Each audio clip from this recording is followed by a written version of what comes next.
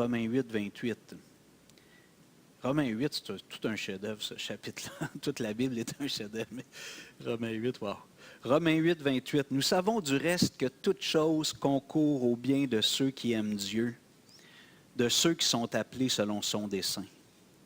Car ceux qu'il a connus d'avance, il les a aussi prédestinés à être semblables à l'image de son Fils, afin que son Fils soit le premier-né de beaucoup de frères. Et ceux qu'il a prédestinés, il les a aussi appelés. Et ceux qu'il a appelés, il les a aussi justifiés. Et ceux qu'il a justifiés, il les a aussi glorifiés. Puis juste pour nous mettre un peu l'eau à la bouche, le prochain verset. Que dirons-nous donc à l'égard de ces choses? Si Dieu est pour nous, qui sera contre nous? Mais ça sera une autre fois. Ça sera un autre dimanche. Alors, revenons rapidement sur le verset 28. J'ai abordé ça il y a 2 semaines. Quelle date? 19 juillet. Ah oui? OK. Ah oui, j'avais fait un enseignement. Oui, c'est vrai. OK.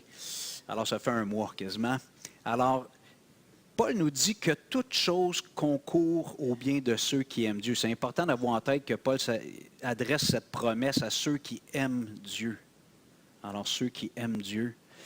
Et le mot concourir, ici peut-être vous vous souvenez, mais en grec, comme je vous dis, je vais citer quelquefois les mots grecs aujourd'hui parce qu'il y a des liens avec des mots dans notre langue. Vous savez que le français vient du latin essentiellement, mais il y a beaucoup de mots grecs aussi qui composent la langue française, qui sont à la racine ou à la base de beaucoup de vocabulaire qu'on a. Alors, le mot concourir, c'est le verbe qui est utilisé par Paul, c'est synergeo. Alors, on a le mot synergie en français. Ça vient exactement de la même racine. Alors, Paul nous dit ici que tout ce qui arrive dans la vie de quelqu'un qui aime Dieu, tout ce qui arrive dans sa vie, ça travaille en synergie pour une chose ultimement, son bien. Et ça implique autant les choses douloureuses que les choses agréables. Alors, on aime se rappeler ce verset-là. Tu sais, quand quelqu'un traverse une épreuve, rappelle-toi toute chose concourt bien. Ça nous aide à donner un sens à l'épreuve. Des fois, les chrétiens peuvent vivre des grands drames. Ce n'est pas tout le monde, mais certains chrétiens, des fois, vivent des choses assez pas exceptionnelles dans le sens heureux du terme, mais des situations rares, que ce n'est pas tous les êtres humains qui vont les traverser. On pense aux chrétiens qui ont été dans les camps de concentration. Durant la Deuxième Guerre mondiale, il y avait beaucoup d'abus de toutes sortes dans les camps. Puis, je ne pense pas que certains d'entre nous ont traversé ce genre d'années de traumatisme, de déshumanisation. Alors, Paul nous dit que tout ce qui arrive dans notre vie, ça travaille en synergie. Et l'image que j'ai, c'est une équipe de hockey ou une équipe de sport. Tu sais, quand on dit qu'il y a une bonne chimie dans cette équipe-là, tu sais, chaque joueur est à la bonne place, puis c'est fluide, il passe la rondelle, le ballon, puis ça marche, il gagne, puis il avance comme équipe. Alors, Paul nous dit que tout ce qui arrive dans nos vies, tant les choses plaisantes que les choses déplaisantes ou douloureuses, c'est comme une équipe. Tout ça, ça travaille à notre plus grand bien. Et je pense qu'ici, un peu comme j'ai dit il y a 2 semaines concernant l'Évangile, je pense que des fois, on a une vision limitée de certains concepts, de certains thèmes, comme l'Évangile, quand Paul dit qu'il voulait prêcher l'Évangile, j'en ai parlé il y a 2 semaines, aux chrétiens de Rome. Des fois, on se dit, voyons, le mot c'est évangéliser. Paul voulait évangéliser des chrétiens, une église. Alors là, on a vu que d'évangéliser ou d'annoncer l'Évangile, c'est plus que les 5 pas vers le ciel. C'est de prêcher tout le conseil de Dieu, cette puissance-là de Dieu qui agit en nous, qui nous transforme. Et ici, le mot « bien ». Moi, si vous me demandez, Hugo, c'est quoi que tu considères comme étant pour ton bien, tu sais, je peux imaginer une belle fin de semaine au spa avec ma femme, avec des bons soupers, des bons repas. Ça me fait du bien. Mais c'est certainement pas des épreuves douloureuses. Ce n'est pas mon premier réflexe. À cause des Écritures, je n'ai pas le choix de dire que tout ce qui arrive dans ma vie, Dieu est souverain. Mais naturellement, si on me demande de choisir entre une belle fin de semaine au spa avec ma femme, avec des bons repas, ou bien une fin de semaine où tout brise dans la maison, je me fais un tour de rein, ma femme se casse une dent. Si on pourrait, vous comprenez, on pourrait en ajouter. J'aime mieux la fin de semaine au spa. Mais si ça arrivait, l'autre scénario, Dieu est souverain, puis Dieu a un plan pour ma vie à travers ça. Et j'aime prendre l'exemple des diamants. On le sait, là, vous avez déjà entendu l'analogie ou la métaphore, mais à la base, un diamant, c'est du carbone à l'état pur ou presque. Puis, ça va être à environ 150-250 kilomètres, pas mètres, 150-250 kilomètres sous la surface de la Terre, que le carbone va être pressurisé, puis aussi il va être exposé à une certaine chaleur. Et ça, avec le temps, ça va produire ce qu'on appelle un diamant. Mais évidemment, les chercheurs de diamants, quand ils les trouvent au début, c'est pas joli comme lorsqu'on le voit sur une bague ou après un pendentif, un collier. Donc, ce carbone-là et le charbon, entre autres, le charbon est composé aussi essentiellement de carbone. Fait que il ne faut pas que je fasse d'erreur scientifique, mais j'ai déjà dit que les diamants, c'était du charbon à la base, c'est pas vrai. Mais les deux sont composés essentiellement de carbone à 90-95 %. Fait que je prends un bout de charbon.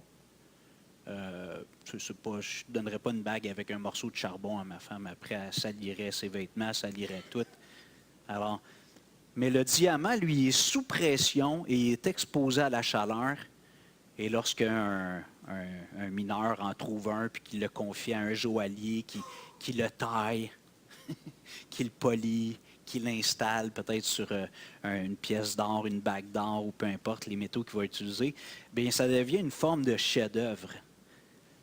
Mais je sais que le carbone n'est pas un être sensible qui a des sentiments, qui peut ressentir la douleur, mais quand même, réfléchissons un petit peu à l'analogie. Le carbone est sous pression et exposé à des chaleurs intenses pour devenir un diamant. Donc, la même chose pour nous. Dieu nous prend, lorsqu'il nous sauve, il nous prend, on est tout magané, on arrive avec notre bagage de vie sans Christ, puis il va mettre de la pression. Il va envoyer de la chaleur. Après ça, quand on extrait le diamant des autres minéraux d'une roche, bien, si le pauvre diamant à l'état brut pouvait exprimer, probablement qu'il dirait aïe aïe des fois quand on essaie de couper ce qu'il y a autour pour l'extraire. Ensuite de ça, il faut le tailler. Si encore notre cher diamant pouvait s'exprimer, il dirait probablement aïe aïe. Ça fait mal. Quand tu as donné ton coup de couteau, là, ça a fait mal. Après ça, le polissage, c'est peut-être comme un genre de chiro-massage. Ça, c'est plus le fun. Le polissage. Après ça, on l'installe sur une bague ou ainsi de suite. Mais pour avoir cette œuvre d'art ou ce chef-d'œuvre, cette pierre précieuse, donc il y a eu tout ce processus avant où le carbone a été transformé et travaillé. De la même façon, Dieu nous prend, puis on chantait tout à l'heure vase d'argile. On est à la base, selon les Écritures, des vases d'un usage vil. Avant de connaître le Seigneur, même si tu es une belle personne, là, que le monde dit « Ah, toi, tu es un beau vase. » Si tu n'as pas le Seigneur dans ta vie, comme je ne l'avais pas, on était d'un usage vil. On servait aux choses vaines du monde, comme l'Ecclésiaste dit, on courait après le vent. On semait le vent, puis on courait après le vent. Mais le Seigneur a fait de ces vases, pour certains peut-être plus attirants en apparence, d'autres moins, des vases utiles au Seigneur, des vases d'honneur. Catherine, tu pourrais-tu m'amener une bouteille, Catherine, s'il te plaît? Je t'ai vu là. Merci beaucoup. Alors, Paul nous dit, dans le verset 28, que tout ce qui arrive dans nos vies, ça concourt, ça travaille. Merci beaucoup. Oui, c'est gentil. Tu vas avoir une plus grande récompense, probablement. De ceux qui aiment Dieu et de ceux qui sont appelés selon son dessein. La Bible nous dit qu'on aime Dieu. Pourquoi donc? Pourquoi on aime Dieu? Parce qu'il nous a aimés le premier. Pas parce qu'on était plus vertueux que les autres. On a été touchés, on le chantait, j'aurais le goût de repasser toutes les paroles du dernier chant, mais on était perdus, le Seigneur nous a trouvés. On était errants, on était égarés, puis le bon berger a fait entendre sa voix, on a répondu à son appel. Si on aime Dieu, c'est parce qu'il nous a aimés en premier. Ensuite, Paul ajoute, je termine le verset 28, ceux qui sont appelés selon son dessein.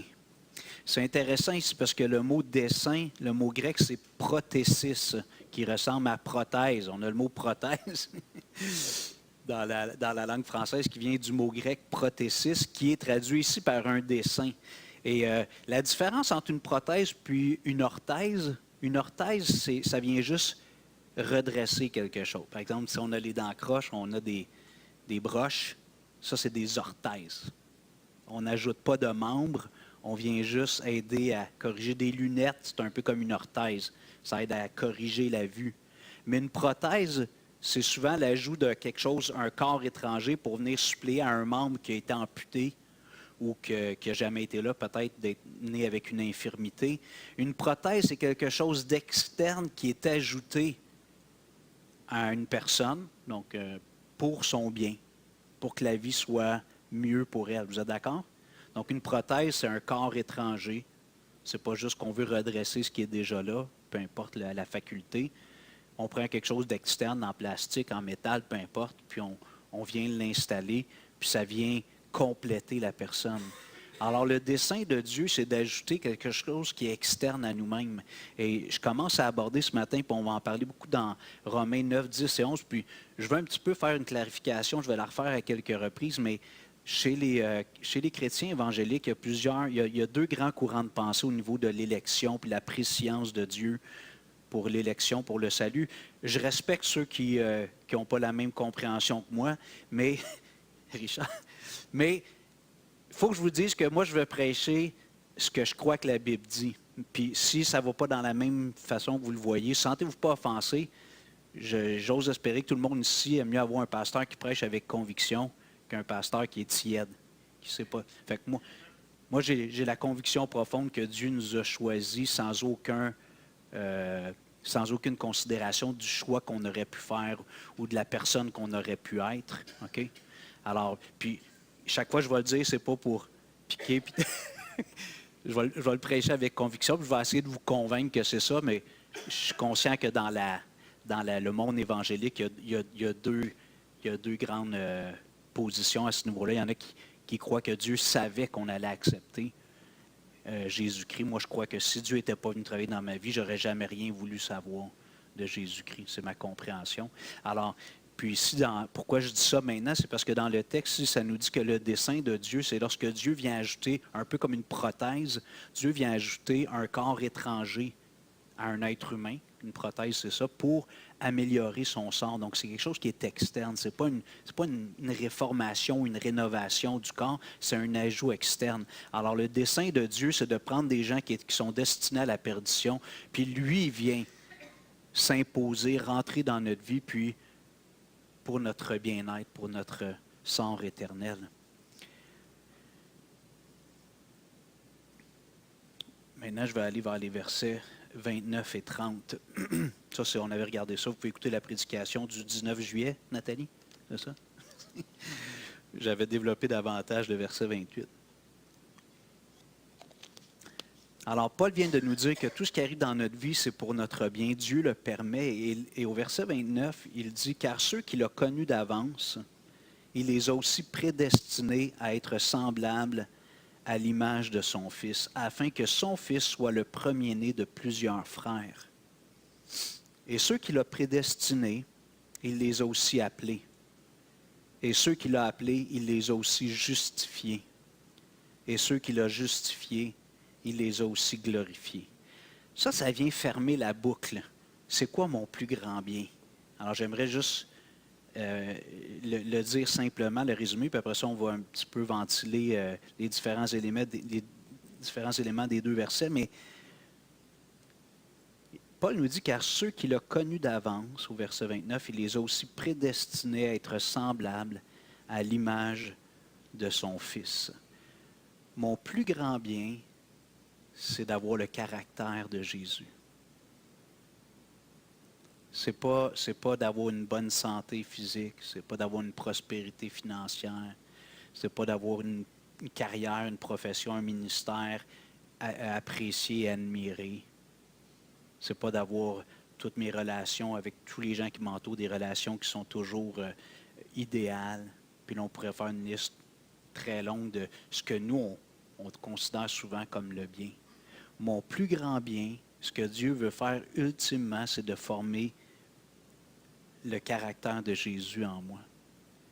Et c'est pour ça qu'il va prendre tout ce qui m'arrive pour me façonner un peu comme le joaillier ou le mineur qui extrait la pierre, le diamant brut. Après ça, le joaillier qui le travaille, qui l'embellit, puis qui en fait finalement une belle pierre précieuse. Cette pierre précieuse-là, c'est Jésus. Et ce que Dieu veut faire, c'est former Jésus en moi. Je trouve ça important parce qu'une des menaces, je crois, de l'Église occidentale actuelle, c'est l'évangile qu'on appelle souvent un peu sommairement l'évangile de la prospérité, mais moi j'appelle ça l'évangile du bien-être. De croire que ce que Dieu veut, quand j'accepte Jésus, ma vie va aller mieux. Puis ça, c'est pas dans la Bible. Je crois que c'est un autre évangile, parce qu'on fait miroiter aux gens quelque chose qui n'est pas vrai. On a juste à prendre l'exemple de Jésus, je pense que c'est évident. Est-ce que Jésus a vécu humainement une vie qu'on envierait? Je parle dans son quotidien. Il était sans domicile fixe. C'est ça qu'il dit. Il dit que les renards ont des tanières, les oiseaux ont des nids, mais lui, il n'a pas de place où poser sa tête. Donc, il était un genre de sans domicile fixe par choix, là. Pas parce que c'était un itinérant. Ensuite de ça, on regarde comment les gens réagissent face à Jésus. C'est pas long que les dirigeants juifs veulent sa tête.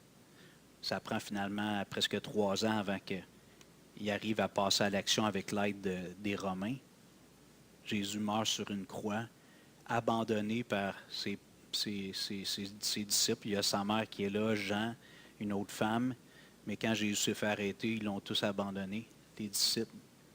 Donc, tu sais, si j'avais à choisir, à définir c'est quoi le genre de vie sur la terre que je veux vivre, en toute franchise, ça ne serait pas nécessairement ce que Jésus a vécu. Moi, j'ajouterais des étoiles, un peu au niveau du confort, au niveau de la reconnaissance, de la stabilité des gens, de ne pas être une journée on t'haït, une journée on t'aime, une journée on veut te tuer, une journée on veut te couronner roi. Je dirais, je vais essayer d'être un petit peu plus égal, là. Alors, mon plus grand bien, c'est d'être semblable à Jésus dans mon intériorité. Et quand je vous disais au début que c'est un texte qui est important, c'est parce que, par expérience, je pense que plusieurs pourraient en témoigner, on perd ça de vue. Surtout quand on traverse des épreuves douloureuses. On perd ça de vue. Mais, bon, puis quand quelqu'un traverse une épreuve difficile, je n'ai pas le temps de venir y répéter ça constamment. Oui, mais toute chose qu'on... Non, les gens ont besoin d'un bras autour des épaules, puis de l'empathie, puis de la compassion. Mais ça reste que théologiquement, c'est ça la vérité. Et puis au moment opportun, on peut le rappeler. Tu sais, je sais que c'est pas facile, ma soeur, mon frère, mais tu sais, je veux me rappeler que ce que tu traverses, tu sais, Dieu est au contrôle, puis il y a un plan là-dedans qui concourt à ton bien, même si même moi, je n'arrive pas à rationaliser tout ça, puis à le justifier. Alors, dans ce passage-là, Paul part de l'éternité passée. Il dit « Car ceux qui l'ont connu d'avance ». Et ça, on va voir dans Éphésiens 1. Si vous voulez aller dans vos Bibles, Éphésiens 1, 4.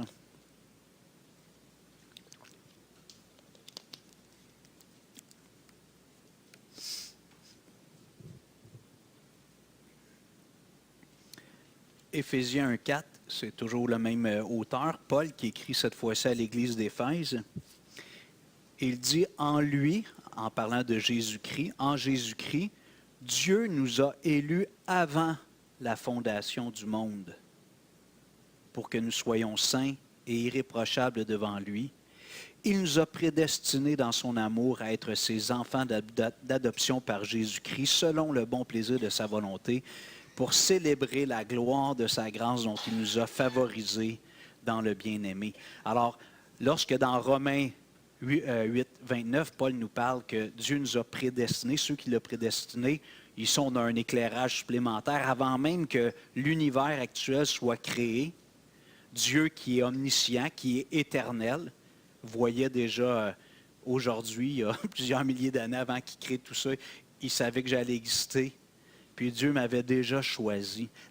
Et je sais que c'est un peu un non-sens de dire ça, mais on va dire l'éternité passée, parce que l'éternité en soi, ça n'a pas de commencement puis de fin, mais disons dans l'éternité passée, Dieu a choisi ceux qui allaient faire partie de son peuple, avant même que le monde actuel soit créé. Alors si je reviens à Romains 8, 29, car ceux qu'il a connus d'avance,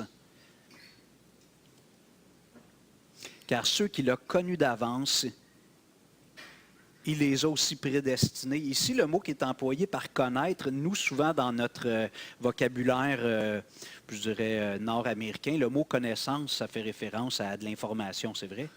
Il connaît beaucoup de choses sur les planètes. Il connaît beaucoup de choses sur l'être humain. Il a étudié en anthropologie. Mais dans la Bible, le mot connaître fait souvent référence à une connaissance relationnelle, une connaissance expérimentale. Ce n'est pas juste d'avoir de l'information, c'est d'avoir une relation, de se connaître. Ceux qui sont mariés depuis plusieurs années, vous connaissez plus votre époux, votre épouse que la première année, pas vrai? Avec les bons et les mauvais côtés que ça apporte. On connaît plus les défauts, on connaît plus les qualités. Alors, c'est ça de connaître selon le Nouveau Testament, souvent, pas toujours des fois c'est cognitif, on parle d'information, mais généralement, c'est une connaissance qui est relationnelle, de connaître quelqu'un. Disons que quelqu'un est un grand fan, si on va prendre notre Céline Dion nationale, quelqu'un aime beaucoup la chanteuse Céline Dion. Puis quand il est en ligne pour aller payer chez Maxi ou chez Métro, chez IGA, puis il voit les petites revues, là, Coco Vedette et machin truc, là. Puis là, il voit de quoi sur Céline Dion, il le prend toujours, elle le prend toujours, puis là, elle dévore, tu sais, elle est sur Internet. La personne pourrait nous parler pendant des heures de la vie puis de la personnalité de Céline Dion. Et là, si quelqu'un, à un moment donné, osait dire quelque chose concernant Céline Dion, puis que cette personne-là est plus ou moins d'accord, dit « Hey, non, non, non, non, non, non, tu te trompes, là. » Comment ça? Moi, je la connais, Céline Dion. Dans quel sens? Tu veux dire, c'est ton ami? Non, non, non. Je connais beaucoup d'informations sur elle. Mais c'est une autre chose, Céline l'invitait à venir prendre un repas chaque semaine, où elle ouvrirait son cœur, elle la verrait moins maquillée dans sa vie privée.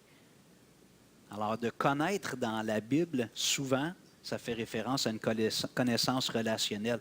Alors, Paul nous dit ici dans Romains 8, 29, « Car ceux qu'il a connus d'avance, c'est que Dieu, avant même que j'existe, Dieu avait déjà une relation affective, relationnelle avec moi.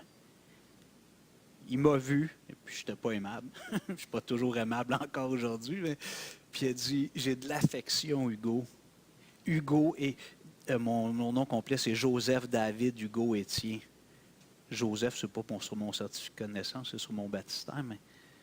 Alors, le Seigneur a pu dire, il y a des milliers, millions, peu importe, l'éternité passée, Joseph, David, Hugo Étier, je t'aime, toi. Pas parce que tu le mérites, mais parce que j'ai choisi de t'aimer. Puis tu vas faire partie de mon plan, tu vas être dans ma famille, tu vas te convertir à la fin du 20e siècle. Il me semble que j'ai l'air d'un personnage historique, non? Tu vois?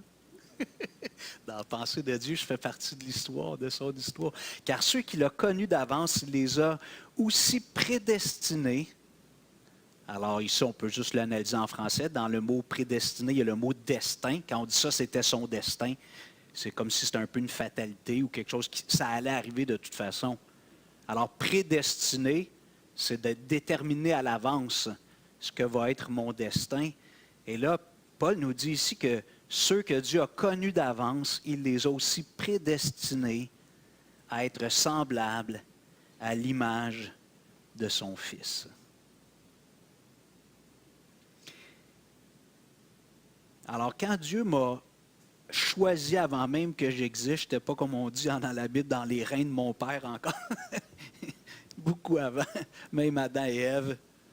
Dieu a dit, cet homme-là, je l'aime. Je mets mon amour en lui.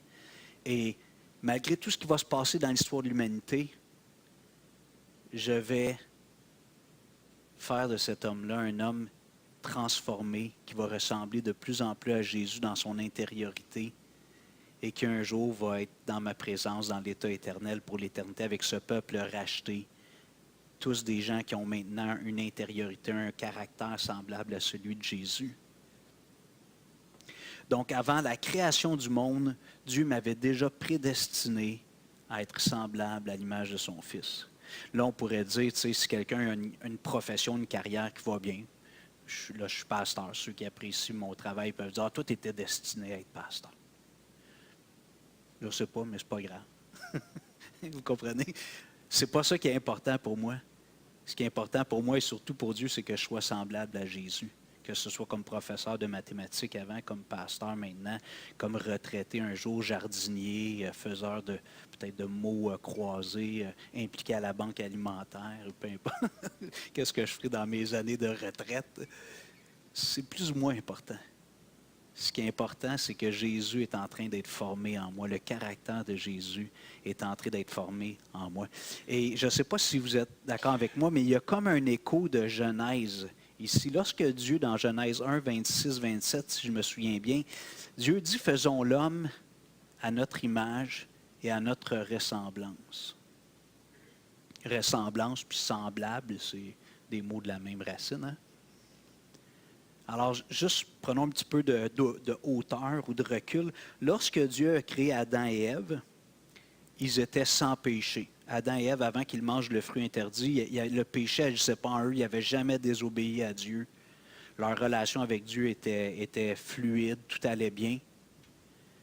Et Dieu les a créés à son image. Donc, dans leur intériorité, dans cette période qu'on appelle souvent la période d'innocence, leur intériorité était semblable à celle de Jésus-Christ. Mais lorsque le péché est venu, cette image de Dieu, on peut prendre toutes sortes de termes, elle a été froissée, flétrie, altérée, peu importe le mot que vous voulez prendre. Mais cette image-là de Dieu que Adam et Ève portaient parfaitement, elle a été chiffonnée. On porte encore l'image de Dieu. Après le déluge, Dieu dit que si un homme tue un autre homme, comme un crime, il dit par l'homme, son sang sera versé parce que Dieu a créé l'homme à son image. Donc pour Dieu, chaque être humain, malgré le péché, on a une grande importance parce que chaque être humain, nous portons l'image de Dieu en nous. Cette image-là, elle est flétrie maintenant. Mais quand on vient à Jésus, ce que Dieu veut faire, c'est restaurer l'image, son image en nous. Et quoi de mieux qu'un homme parfait, qui a parfaitement démontré, vécu sur la terre avec cette image parfaite de Dieu en lui, c'est Jésus, cet homme-là. Quoi de mieux? Et c'est pour ça que dans le texte, il nous dit, afin que son fils soit le premier-né de plusieurs frères. C'est comme une grande famille, une grande fratrie. On est tous enfants de Dieu. Donc, si on est tous enfants de Dieu, on est frères et sœurs dans la foi, vous êtes d'accord? Mais notre grand frère, le premier-né, c'est Jésus. Et c'est comme le modèle, le patron. Après ça, tous les autres sont recréés en Jésus sur le modèle de Jésus. Car ceux qu'il a connus d'avance, alors les personnes que Dieu a affectionnées positivement avant même que l'univers soit créé, ces gens-là, et moi j'en fais partie, j'espère que tout le monde peut lever la main ici et dire, moi j'en fais partie, je fais partie de ces gens-là que Dieu a connus d'avance. Et si ce n'est pas le cas, je t'invite à venir à Jésus. Le Seigneur a dit, même si, des fois les gens disent, oui, mais avec cette approche-là théologique que Dieu a choisie avant, puis tout ça, finalement, on n'a rien à dire là-dedans. D'un côté, c'est vrai, puis d'un côté, c'est faux. Parce que du côté de Dieu, je ne peux pas argumenter avec Dieu puis changer ses plans. Mais maintenant, sur le plan humain, Dieu nous a donné une capacité de réfléchir puis de faire des choix. Alors, comment Dieu fait travailler tout ça de façon synergique pour nous emmener au salut? Il y a quelque chose de mystérieux dans tout cela. Je crois que c'est lui qui le fait. Mais quand même, Jésus a dit, si quelqu'un vient à moi, je ne le mettrai pas dehors. Donc, si ce matin, tu ne peux pas lever la main et dire, moi, je sais que j'ai été connu et aimé par Dieu avant même que l'univers soit créé, viens à Jésus. Jésus ne te mettra pas dehors. La porte est ouverte. Viens à Jésus. Car ceux qu'il a connus de façon affective, relationnelle, à l'avance, avant même que l'univers soit créé, il les a prédestinés à être semblables à l'image de son Fils, afin que son Fils soit le premier-né de beaucoup de frères. Ici, j'ai écrit quelques choses qui pourraient un peu décrire la vie de Jésus. Jésus était en parfaite communion avec Dieu le Père. Jésus était toujours connecté relationnellement avec Dieu le Père et parfaitement, toujours et parfaitement, complètement. Comme chrétien, là, si vous me demandez, c'est-tu le bonheur? Oui, c'est le bonheur. Tu sais, il y a des moments, là, parce que je suis un émotif, puis je suis sensoriel un peu, il y a des fois où je me sens plus connecté au Seigneur. Je ne sais pas vous autres, là. Peut-être que je suis le seul émotif ici. Puis ces moments-là où je me sens plus connecté avec le Seigneur, j'aurais le goût que ça dure tout le temps, puis que ce soit amplifié. C'est pas pour vous, là. Il y a des fois où je me sens comme connecté sur le Seigneur. Puis là, j'aurais le goût que ça dure tout le temps, ça. Puis quand j'étais jeune chrétien, les fins de semaine, on avait la jeunesse. Nous autres, c'était le vendredi soir ou le samedi soir. Je me souviens pas, Lynn, tu te souviens-tu? Vendredi soir. Dimanche matin, le culte, la louange. Le dimanche soir, on avait une réunion à l'époque, dimanche soir. Là, le lundi matin, là, que c'était dur. Je ne sais pas vous autres, là. C'est comme si j'avais été sur un nuage pendant 48 heures. Puis là, le lundi matin, là, je m'en allais soit à l'université au début de ma conversion. Après ça, aller rencontrer mes petits Mongols dans les classes d'école secondaire.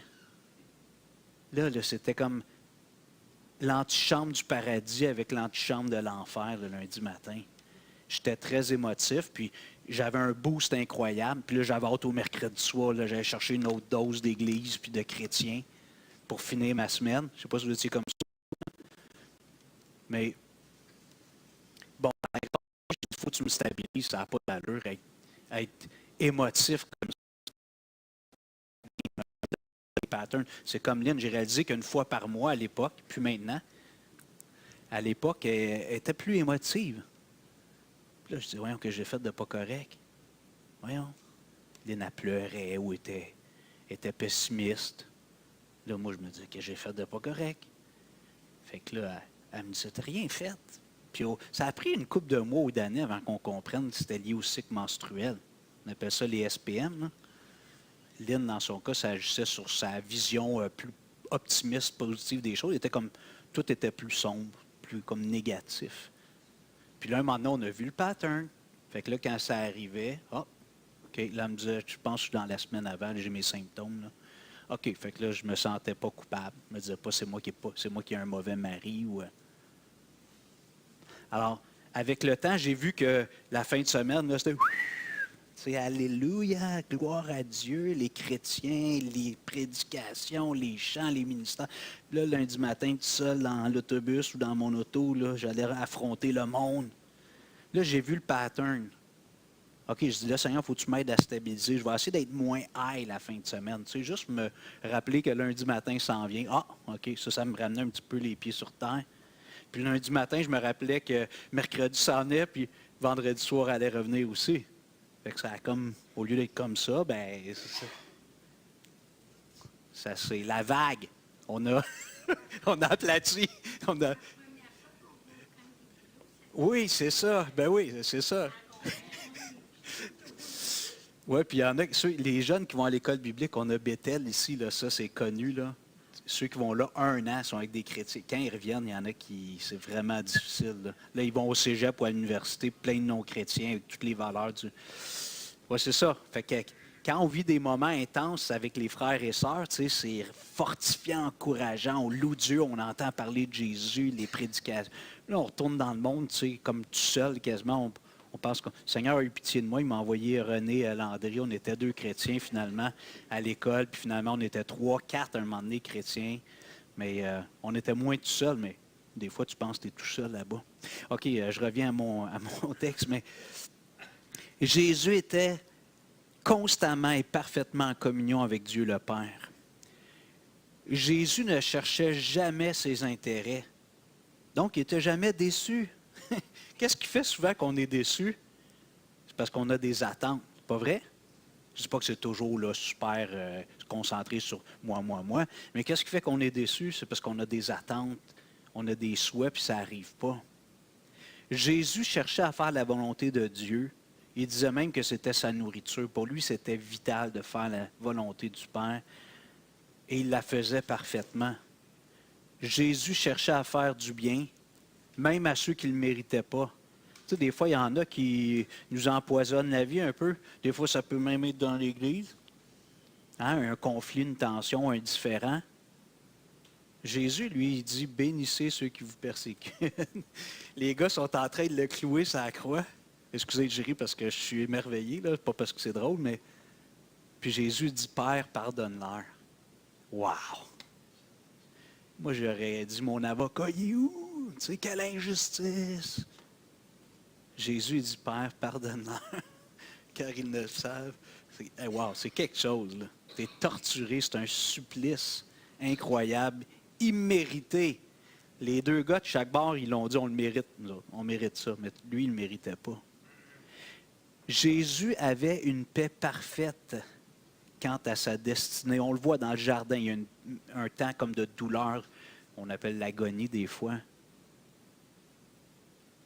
Parce que Jésus savait ce qui s'en est, il savait qu'il allait prendre les péchés du monde entier sur lui.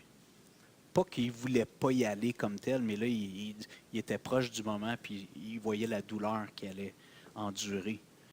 Passe, si tu veux éloigner de moi cette coupe, merci, mais non pas ma volonté, mais la tienne. Il était résigné à faire la volonté du Père, même si ce n'était pas ce qu'il souhaitait, humainement parlant. Jésus peut dire aux disciples, je vous donne la paix, je vous laisse ma paix. Il était rempli de paix.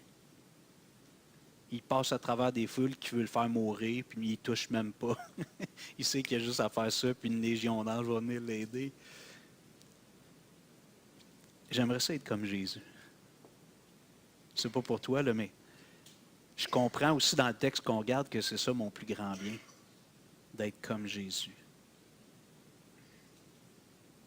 Et plusieurs peuvent témoigner que quand on est dans l'épreuve, on sent que Dieu est loin souvent. Je ne sais pas si... surtout quand ça dure. Quand c'est court, on n'a pas le temps d'aller dans ces faux raisonnements-là. Mais quand l'épreuve s'étire, des fois, on a l'impression que Dieu est silencieux. Est-ce qu'il y en a qui ont déjà vécu ça? Vous pouvez lever la main. Ah ouais, OK, je ne suis pas tout seul. Mais c'est drôle, après coup, après l'épreuve, quelques mois, quelques années après, je dis, mon ami, que j'étais accroché au Seigneur. Je mangeais le Seigneur à tous les jours. J'étais comme ça après lui, après, tu sais, comme un parent qui marche, puis le petit est prêt après sa jambe. J'étais comme ça. Je voulais tellement le Seigneur. Je voulais tellement le sentir, être avec lui. Puis je regrette des fois cette intensité-là. Mais Seigneur, tu n'es pas obligé de m'envoyer une grosse épreuve. Mais c'est du bon temps qu'on a avec Dieu. Il y a beaucoup de douleur, mais on a accroché après le Seigneur. Est-ce que je suis le seul qui a vécu ça ou non? OK.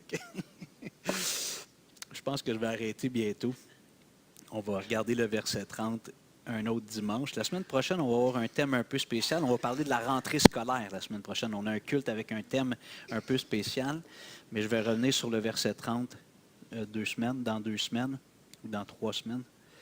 Je vous invite à vous lever, s'il vous plaît, on va prier. Et j'ai le goût de vous suggérer ce matin, pas qu'on prenne un long temps de réflexion, mais juste se le dire à soi-même dans notre tête, pas à voix haute, mais juste le phraser. Mets-le dans les mots que tu veux, mais quelque chose comme « Je sais, selon les Écritures, que mon plus grand bien, c'est d'être comme Jésus-Christ. » Et tout ce qui arrive dans ma vie, parce que Dieu est souverain et que Dieu est bon et que je suis son enfant bien-aimé, je déclare que ces choses-là sont pour ce plus grand bien, de former Jésus en moi, que Jésus soit formé en moi. Moi, je vous invite à y penser. Là, je vais laisser 30 secondes.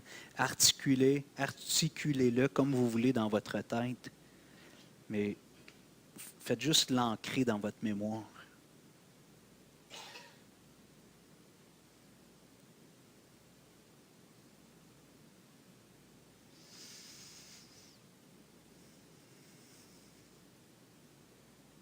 Mon plus grand bien, c'est d'être comme Jésus. Et tout ce qui arrive dans ma vie en tant qu'enfant de Dieu, ça travaille pour former Jésus en moi. Et je crois que plus je suis comme Jésus, plus ma vie a du sens et plus je suis en paix dans mon âme et heureux. Seigneur, je te prie pour moi-même, pour mes frères, pour mes sœurs. Seigneur, donne-nous d'être théologiquement bien ancrés dans cette vérité. Il y a un évangile superficiel qui est prêché en Occident, puis peut-être même ailleurs dans le monde, mais on adapte l'Évangile à notre contexte d'abondance matérielle, puis de soins de santé, puis tout ça. Garde-nous de cet Évangile altéré. Et je te prie pour ceux qui sont ici aujourd'hui qui n'ont jamais ouvert leur cœur à Jésus. Jésus, tu nous dis dans cette image, dans l'Apocalypse, que tu tiens à la porte puis tu frappes. Tu cognes à la porte des cœurs. Alors, je te prie d'ouvrir, que les gens prennent la décision, que tu ne forces pas la porte. Tu nous laisses ouvrir la porte. Alors, Seigneur, permets que si quelqu'un ce matin ne t'a jamais ouvert la porte de son cœur, qu'il ou elle le fasse. Si ce n'est pas maintenant, que ce soit cet après-midi, ce soir, demain matin, mais de prendre cette décision cruciale et vitale pour l'éternité. On te prie au nom de Jésus, Père. Amen. Merci.